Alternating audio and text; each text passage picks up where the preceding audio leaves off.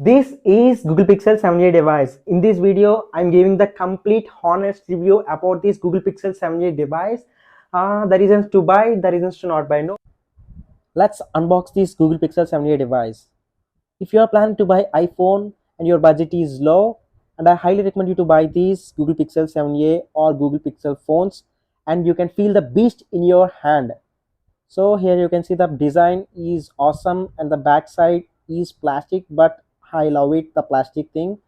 And the glass is Victor's, no sorry, it's Gorilla 3 and it's disappointing. And I got a C2C cable, and of course I haven't received any charger in it.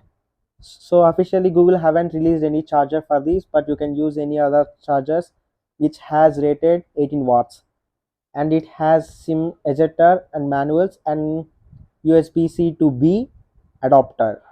As usually, it doesn't have any 3.5mm headphone jack and IR blaster. I got Vietnam variant, which they are printed at the back side of this device. This Google Pixel 7a device comes with Android 13 out of the box, and I got Android 14 update few days back, and it's completely stable. Now let's come to the specifications of the device. It comes with 8GB RAM and 128GB ROM variant only.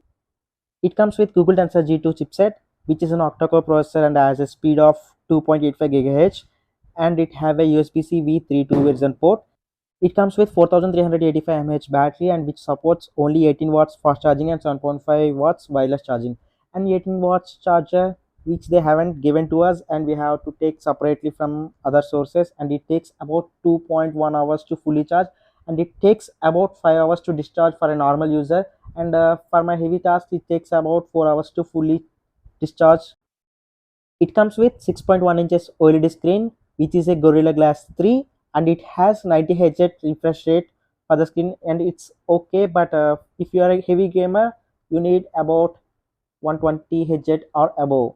And it has dual camera, which is 64 MP and 13 MP, and it have 13 MP front camera, which both supports 4K. And so these are some sample pictures which shot on Pixel 7a device.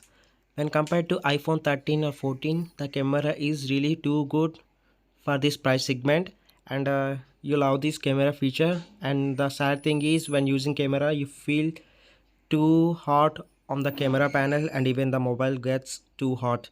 So it's not optimized so well to use on daytime, and the screen brightness is low, so you can't able to use under the sunlight. It has 90 screen refresh rate, so you can do browsing daily day-to-day tasks smoothly, and you can experience some high-level games under 90 fps. But I don't recommend you to play heavy games on this because it's getting too hot. Gimana?